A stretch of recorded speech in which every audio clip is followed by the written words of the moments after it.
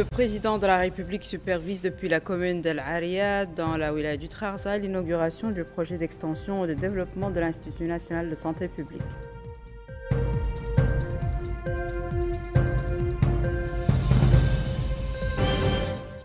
Le président de l'Assemblée nationale participe dans la capitale marocaine Rabat aux travaux du premier forum africain du Parlement de l'enfant.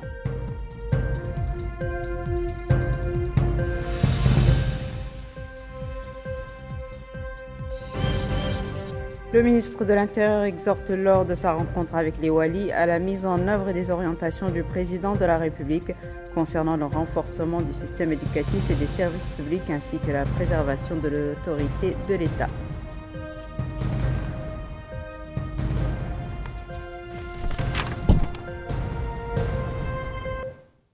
Bonsoir mesdames, mesdemoiselles et messieurs et merci de vous joindre à nous. Nous ouvrons ce journal par le courrier du président de la République, son Excellence M. Mohamed Ould Cheikh Al Ghazouani, qui a adressé un message de félicitations au président de la République du Liban, son Excellence M.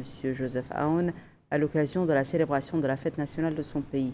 Ce message est ainsi libellé. Excellences et chers frères, la célébration de la fête nationale de votre pays m'offre l'agréable occasion de vous présenter mes chaleureuses félicitations et de souhaiter au peuple libanais frère le plus de progrès et de prospérité. Je tiens à vous renouveler notre détermination à poursuivre les efforts visant le renforcement et le développement des relations de coopération unissant nos deux pays dans l'intérêt mutuel de nos deux peuples frères. Veuillez recevoir, Excellence, l'expression de ma très haute considération, votre frère, Mohamed Ould Cheikh Ghazouani.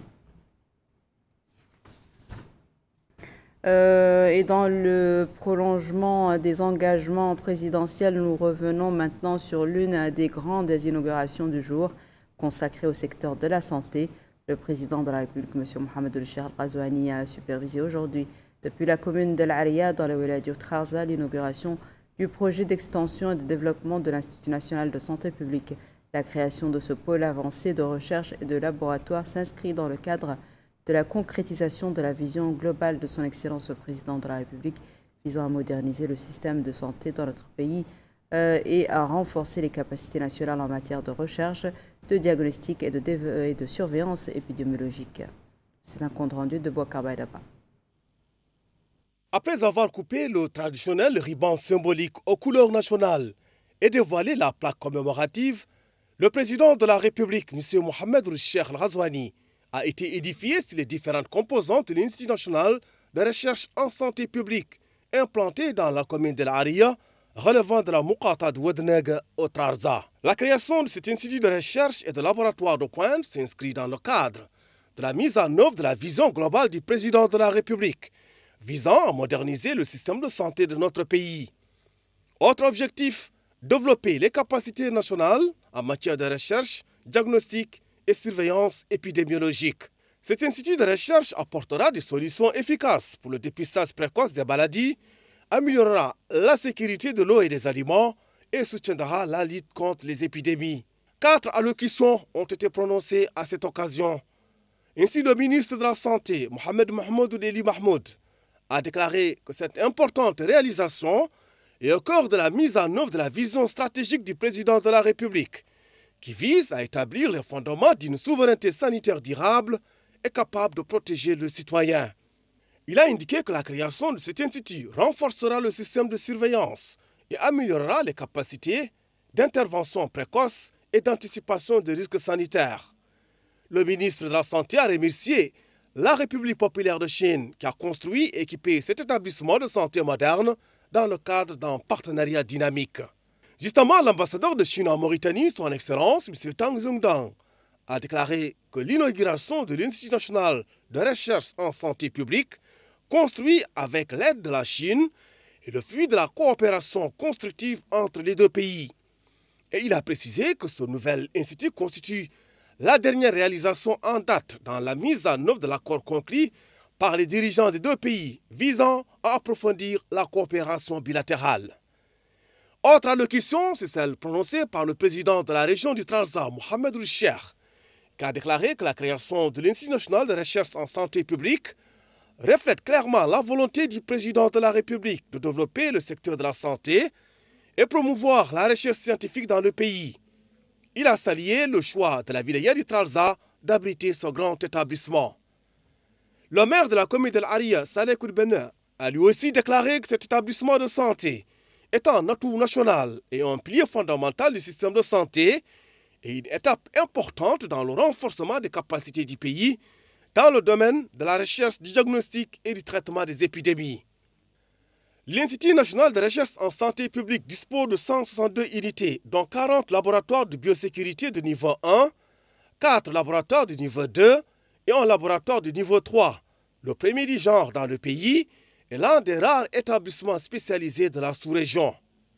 Ces laboratoires sont dotés d'équipements de pointe, notamment des plateformes d'analyse de la qualité de l'eau et des aliments, utilisant les techniques physico-chimiques les plus récentes, telles que des instruments d'analyse haute performance et d'autres technologies avancées.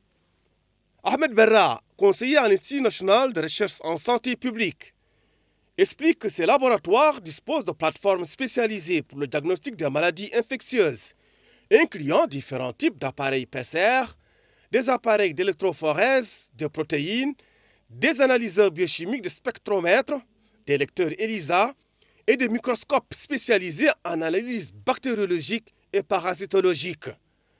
A noter que le coût financier du projet, fruit d'une coopération constructive entre la Chine et la Mauritanie, s'élève à 74 200 000 nouvelles aiguillas. Toujours dans la dynamique des nouvelles infrastructures nationales, le président de la République a supervisé hier soir dans la capitale Nouakchott l'inauguration de l'hôtel Sheraton Nouakchott 5 étoiles. Cet établissement hôtelier, le premier du genre dans le pays, constitue une nouvelle vitrine urbaine pour la ville de Nouakchott et un ajout important aux infrastructures hôtelières nationales. Baba Karnam nous fait une présentation technique de cet hôtel.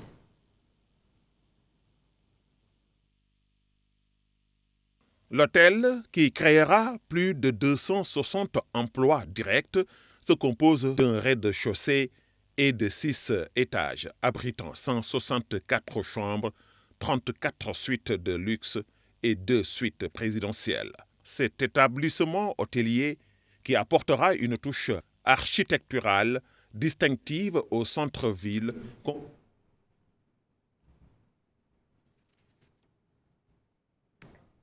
Dans l'actualité régionale, la voix de la Mauritanie s'est également fait entendre aujourd'hui à Rabat.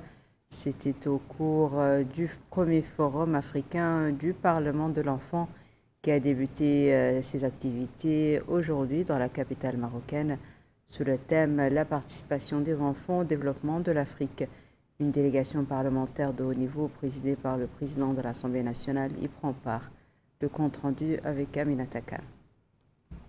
Rabat, la capitale marocaine, a abrité les travaux de la première session du Forum africain pour le développement des enfants, tenu sous le thème « La participation des enfants au développement de l'Afrique ». Ainsi, les participants discuteront des questions liées à l'accès aux soins, à la santé mentale, à l'éducation inclusive, ainsi que d'autres sujets relatifs à la protection de l'enfant sur le continent africain. Présent à la cérémonie d'ouverture, le président de l'Assemblée nationale, M. Mohamed Ould Meguet, a d'emblée noté les progrès accomplis par notre pays dans le domaine de la protection de l'enfant et de ses droits, notant que la Mauritanie a été parmi les premiers pays à ratifier la Convention internationale relative aux droits de l'enfant, ce qui témoigne de son engagement en faveur de la protection des droits de l'enfant. Dans ce cadre, il a affirmé que la création du Conseil national de l'enfant et du Parlement des enfants sont des mécanismes nationaux permettant de donner aux enfants une voix institutionnelle pour contribuer au suivi des politiques les concernant, en plus du développement d'un secteur social spécialisé dans les questions de l'enfant et de la famille, insistant sur le fait que la Mauritanie accorde une attention particulière aux enfants aux besoins spécifiques grâce aux politiques et aux programmes visant à les intégrer et à garantir leurs droits fondamentaux parallèlement aux efforts de renforcement dans les domaines de l'éducation et des soins de santé pour assurer une éducation saine et intégrée à tous les enfants. Le président de l'Assemblée nationale a déclaré que ces efforts constituent un pilier fondamental pour former une génération capable de contribuer efficacement au développement de la patrie et du continent grâce à une participation active dans divers domaines tels que les réunions, les dialogues, les rencontres et l'enrichissement des valeurs culturelles et africaines. Il est à noter que ce forum s'est distingué par une large participation de plus de 170 personnalités issues des 28 pays du continent. Retour à Nouakchott où les discussions autour du budget 2026 se poursuivent au sein de la représentation nationale. La commission des finances de l'Assemblée nationale a examiné au cours d'une réunion tenue ce vendredi à Nouakchott sous la présidence du député Ali Mamadou Khan, président de la commission, le budget du ministère des Mines et de l'Industrie dans le projet de loi des finances de l'État pour l'année 2026. Au cours de la réunion, la commission a suivi une présentation du ministre des Mines et de l'Industrie, M. Tidjani Thiam, portant sur les chapitres du budget et leur domaine d'application. Notons que le budget du ministère s'élève à 477 924 184 ouguiya.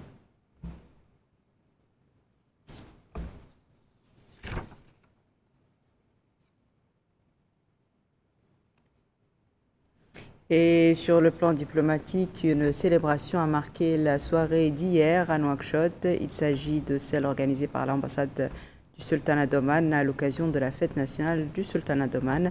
Le gouvernement y était représenté par le ministre de la Justice, M. Mohamedou El Soueidat, ministre des Affaires étrangères par intérim, le conseiller à la présidence, M. Ahmed Salem Mohamed Fadel, et la conseillère du Premier ministre chargée des Affaires politiques, Mme Hendoum Taïnina. Dans son discours, M. Jassim Ben Aïd Ben Abdallah El Saïdi, chargé d'affaires et chef de mission à l'ambassade d'Oman, indiqué que la Mauritanie et le Sultanat d'Oman entretiennent des relations de coopération et de partenariat dans divers domaines. Il a souligné que cette relation a connu un dynamisme important ces derniers temps, traduisant la vision commune des dirigeants des deux pays en vue de hisser les relations bilatérales au plus haut niveau. Il a ajouté que les dernières années ont été marquées par la signature de nombreux mémorandums d'entente et accords dans de nombreux domaines. Nous restons dans l'actualité gouvernementale avec une réunion importante tenue hier au ministère de l'Intérieur. Le ministre de l'Intérieur et de la Décentralisation et du Développement local, M. Mohamed Ahmed El Mohamed Lemine, accompagné du ministre délégué M. Yacoub Salem Fall, a tenu une réunion avec les Walis. Le ministre a appelé les Walis à mettre en œuvre rigoureusement les instructions de son Excellence le Président de la République, M. Mohamed El Ghazouani, notamment celles visant à renforcer l'autorité de l'État et améliorer les systèmes éducatifs, sanitaires, sécuritaires et environnementaux dans l'ensemble du pays. Il a insisté sur l'application des orientations du Président concernant la lutte contre les aspects négatifs du tribalisme, la réussite de l'école républicaine, la lutte contre les feux de brousse, la promotion de la décentralisation et du développement local. Le ministre a également demandé aux Walis d'élaborer un plan d'action pour lutter contre les phénomènes négatifs en mettant l'accent sur le travail de terrain, la visite des infrastructures publiques, la sensibilisation contre les incendies et l'optimisation de l'espace public ainsi que la lutte contre l'habitat spontané. Le ministre délégué a quant à lui souligné l'importance des directives données par son Excellence le Président de la République mettant en avant les résultats obtenus dans le domaine de la décentralisation et du développement local, ainsi que les défis qu'il reste à relever. Les Walis, dans leurs interventions, ont affirmé leur engagement total à mettre en œuvre les directives du Président de la République et à assurer une coordination permanente avec les différents acteurs concernés afin d'atteindre les objectifs fixés au service de la nation et des citoyens. Dans le domaine de la communication publique, un pas important vient d'être franchi pour le personnel de la TDM. À l'instar des autres établissements de la communication, le ministre de la Culture, des Arts et de la Communication et des Relations avec le Parlement, porte-parole du gouvernement, a supervisé aujourd'hui à Nouakchott la signature des contrats de titularisation des employés de la Société mauritanienne de diffusion radiophonique et télévisuelle. Le ministre a remis les contrats à un certain nombre d'agents de la société, marquant ainsi le début effectif de leur intégration définitive dans l'institution. C'est un reportage de Babacar Nam. Le ministre de la Culture, des Arts, de la Communication et des Relations avec le Parlement, porte-parole du gouvernement, Hussein Ould Mehdou, a supervisé vendredi à Nouakchott la cérémonie de signature des contrats de titularisation des employés de la société de radiodiffusion et de télévision. Au cours de la cérémonie, le ministre a remis aux collaborateurs leur contrat de travail marquant le début effectif de leur titularisation définitive au sein de l'institution. Dans un discours prononcé à cette occasion, Ould Mehdou a déclaré que cette étape constitue un jalon d'équité, de justice et de reconnaissance des droits suite aux gestes généreux et à la décision historique prise par son Excellence le Président de la République, Mohamed Ould Cheikh El Ghazouani, de régulariser le dossier des collaborateurs des médias publics. Ajoutant que finit pour de bon le terme collaborateur au sein de ces institutions après un processus participatif qui a commencé par la décision de son Excellence le Président de la République et la formation d'un comité ministériel présidé par le Premier ministre Makhtar Ould Ndiaye pour étudier le dossier jusqu'à cette étape finale où nous assistons à la signature des contrats de titularisation avec la Direction générale de la Société de radiodiffusion et de télévision. Après leur signature, à l'Agence mauritanienne d'information, à Radio Mauritanie et à la télévision mauritanienne, portant le nombre total à 1865 employés. Le ministre a affirmé que l'importance de cette décision ne se limite pas à garantir une relation juridique claire pour ces travailleurs, mais inclut également la garantie des droits à l'avancement professionnel, à la retraite et à l'assurance maladie, ce qui aura un impact positif sur leurs familles. Les estimations indiquent qu'environ 13 000 personnes bénéficieront indirectement de cette régularisation. Il a conclu en soulignant ce qui a été accompli n'est pas une fin en soi, mais un nouveau départ pour le signe de la dignité, du droit, du professionnalisme et de la responsabilité, avec les espoirs placés en ces travailleurs qui ont obtenu leurs droits après une longue attente pour être à l'avant-garde de l'amélioration de la plateforme médiatique, du renforcement de la crédibilité des institutions et de l'incarnation de la mission de service public. La cérémonie s'est déroulée en présence du secrétaire général du ministère, Sidi Mohamed Ould Jidou, et le directeur général de la Société de radiodiffusion et de télévision, Mohamed Ould Sidi Ahmed Val. Et pour clore cette édition, intéressons-nous à un événement dédié à la formation des jeunes filles de la commune d'Elmina. Le centre Mortal Dada de formation professionnelle dans la Mourata de Mnei a accueilli une cérémonie de sortie pour 60 jeunes filles de la commune. La promotion a bénéficié d'une formation théorique et pratique dans la commune de la couture, dans le domaine plutôt de la couture et de certains métiers artisanaux.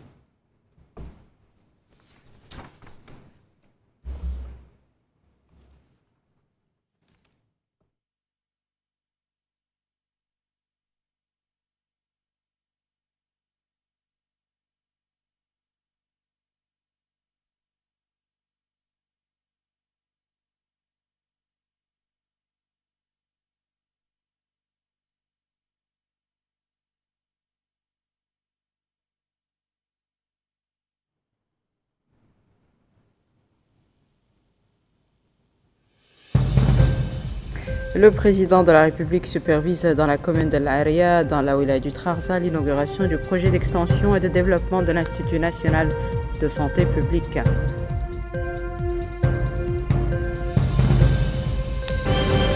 Le président de l'Assemblée nationale participe dans la capitale marocaine Rabat aux travaux du premier forum africain du Parlement de l'enfant.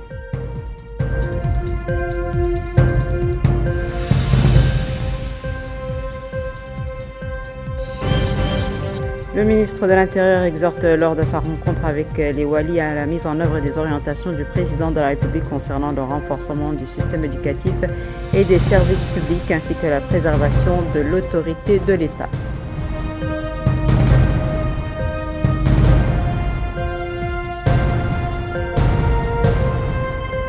C'est la fin de ce journal, mesdames et messieurs. Merci à vous de nous avoir suivis et merci de votre fidélité. Je vous souhaite une excellente suite au programme sur El Mauritania.